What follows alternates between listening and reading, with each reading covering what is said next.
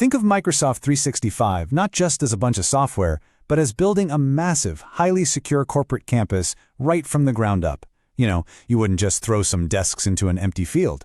You need a solid foundation, a strong perimeter, dedicated departments, and a master control room. We're taking that exact architectural approach today to build the mental models you absolutely need to pass the AB 900 exam. Let's dive right into the blueprint. Here's our fast-paced roadmap for the exam. First, architecture and identity foundations. Second, core services and AI. Third, the admin center. Fourth, configuring collaboration services. Fifth, security foundations. And finally, role-based access control. All right, part 1, architecture and identity foundations. Time to pour that concrete foundation. Think of these 5 layers as the structural floors of our new corporate building. Down on the ground floor, identity controls exactly who gets in. Right above that, the service layer houses our actual offices, like Exchange and Teams. Next up is data, powered by the Microsoft Graph, which acts kind of like the building's internal pneumatic tube system. Then we have intelligence, where AI like Copilot sits. And finally, security wraps around the entire building. For your AB 900 exam, remember this crucial logic. A security rule applied on the bottom floor automatically protects all the offices above it. Let's zoom in on that ground floor, Microsoft Entra ID. Imagine a master security badge system for a highly classified logistics center.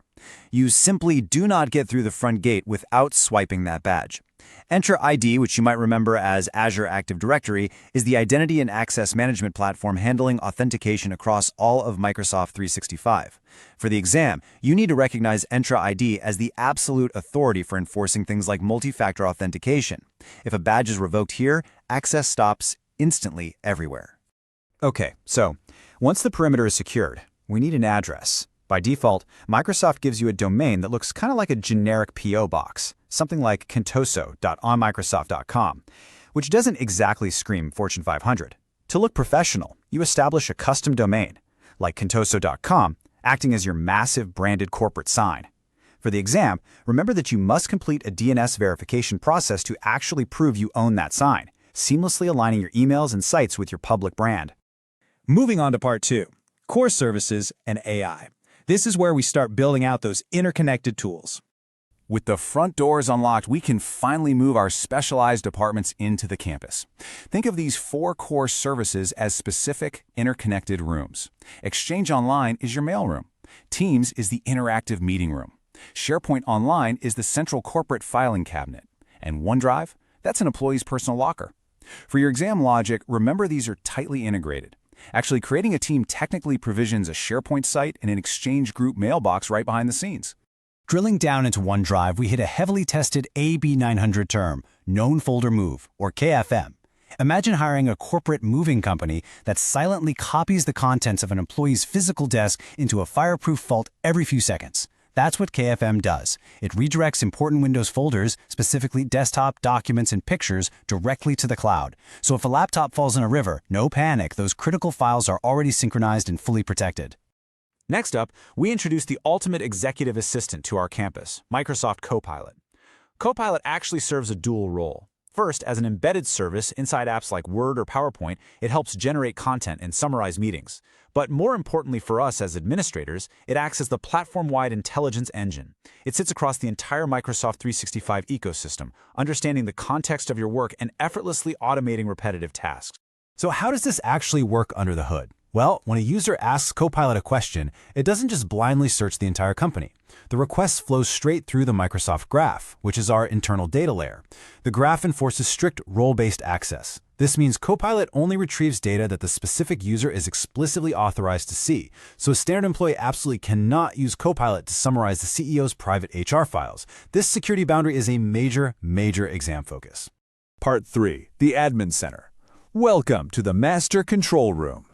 Inside this control room, over at admin.microsoft.com, assigning licenses is basically like handing out specific equipment based on a worker's job. An E3 license gives them standard tools, and E5 unlocks the heavy-duty advanced security vaults. Now, a key exam reality here is group-based licensing. Instead of assigning licenses manually one by one, you assign them to an entire security group. But be careful here. You can only apply this to a maximum of 20 groups, and nested groups are absolutely not supported. Let's say a power failure hits our campus. Users are suddenly reporting that email is completely down. How do you respond? First, you check the Service Health dashboard for real-time visibility into Microsoft outages, kind of like checking the local power grid status. Second, for advanced diagnostics or bulk actions during an incident, you utilize PowerShell. Listen, PowerShell automation is heavily tested. It allows you to run scripts to manage thousands of mailboxes instantly rather than slowly clicking through the graphical interface. Third, you monitor the message center for updates and resolution timelines directly from Microsoft. Part 4. Configuring Collaboration Services. Time to set up the digital workspace. In Exchange Online, we provision different types of desks. A user mailbox is a personal desk for an individual employee, automatically created when you assign them an Exchange license. But what about a customer service front desk, like support@contoso.com? That is a shared mailbox. Multiple people can stand behind this exact same desk to answer customer queries. The exam-critical technical definition you need to know is that shared mailboxes do not require their own separate license unless the users need to access them via a mobile device. Before any physical letter leaves our corporate mailroom, it has to pass an inspection station. In Exchange, this is called a transport rule. An email enters the system, the rule inspects the headers, the content, or the attachments, and then it determines the output. It might block an executable file to prevent malware, or automatically encrypt an email containing a credit card number. Whenever a new department launches, we build them a dedicated project war room. First, you provision a team site for a collaborative space. Second, configure the document library, making sure to turn on version history. Third, set permissions. Remember our interconnected architecture from earlier? Access is governed by Microsoft 365 group membership. Add a user to the team, and boom, they automatically get access to the chat, the files, and the calendar, all at the exact same time. Part 5. Security Foundations. Let's upgrade those digital locks. We operate this entire campus on a zero-trust model, meaning we trust no one and we verify everything. The absolute core of this is conditional access. Think of CA as an incredibly intelligent security guard standing at the front door. They don't just look at your badge, they check your ID, they notice what city you're walking in from, and they even inspect your device for malware. For the AB900 exam, know that CA is configured in Entra ID and is your primary tool for evaluating real-time risk. Here is the exact logic of a sign-in attempt. A user attempts to log in. Entra ID passes the risk signals directly to the conditional access engine, which evaluates the context, like is this a managed corporate laptop or an unmanaged rooted phone at 2 a.m.?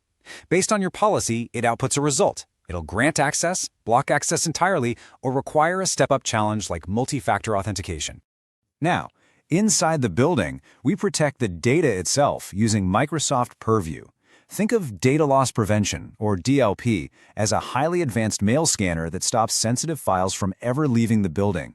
If a user tries to email a spreadsheet full of social security numbers, the DLP scanner blocks it instantly. We also use sensitivity labels to watermark and encrypt highly confidential legal documents and retention policies to ensure HR files are legally preserved for exactly 7 years before being securely, automatically shredded. And finally, Part 6. Role-based access control or admin delegation. As our campus scales up, the building managers simply can't do everything themselves. We rely on role-based access control, which operates on the principle of least privilege. In plain English, you give the night janitor the key to the supply closet, but you absolutely do not give them the code to the bank vault. In Microsoft 365, you delegate responsibilities using predefined roles. So a help desk admin can easily reset passwords, but they cannot alter compliance policies. This strictly limits the blast radius if an account ever gets compromised. So, as we wrap up this blueprint of Microsoft 365, I leave you with this question. Are your corporate campus doors truly secured? We've built the foundation with Entra ID, deployed the core collaboration spaces, integrated Copilot intelligence securely through the graph, and locked it all down with conditional access and RBAC. Understanding exactly how these layers interconnect is what will get you certified on the AB900 exam, and more importantly, it's what will keep your organization's data safe out there in the real world.